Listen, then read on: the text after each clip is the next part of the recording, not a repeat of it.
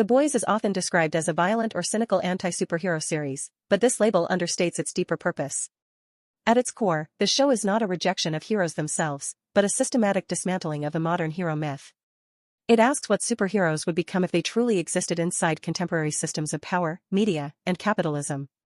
The answer is unsettling: they would resemble celebrities, political assets, and protected elites rather than moral guardians.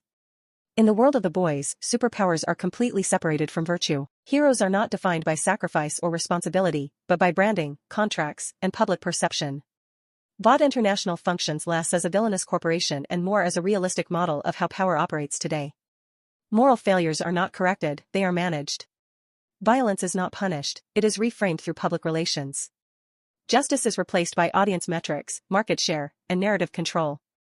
Homelander is the ideological center of the series. He is not simply an evil version of Superman, but the embodiment of institutional power shaped by narcissism and dependency on public approval. He craves love yet cannot understand it, demands loyalty but offers no empathy, and treats fear as a substitute for legitimacy. His behavior mirrors populist leaders, celebrity politicians, and media-driven authority figures whose power exists because systems reward spectacle over accountability. Homelander is terrifying not because he is uniquely monstrous, but because the system continuously protects and validates him. The show also critiques modern media democracy, where political and moral reality is filtered through performance.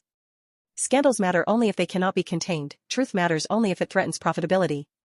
In this sense, The Boys offers one of the sharpest satires of American-style democratic theater, revealing how moral language can coexist comfortably with structural corruption.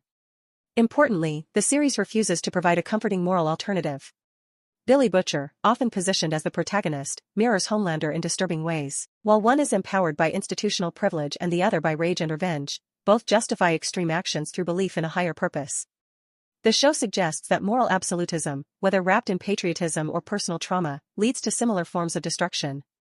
Emerging during an era of superhero fatigue, The Boys resonates because audiences no longer trust the idea of self-regulating power or morally pure saviors. Its central claim is brutally simple: if gods existed in a modern capitalist society, they would more likely become brands than protectors. Ultimately, The Boys does not ask what happens when heroes fall, but what justice can survive when power itself becomes entertainment.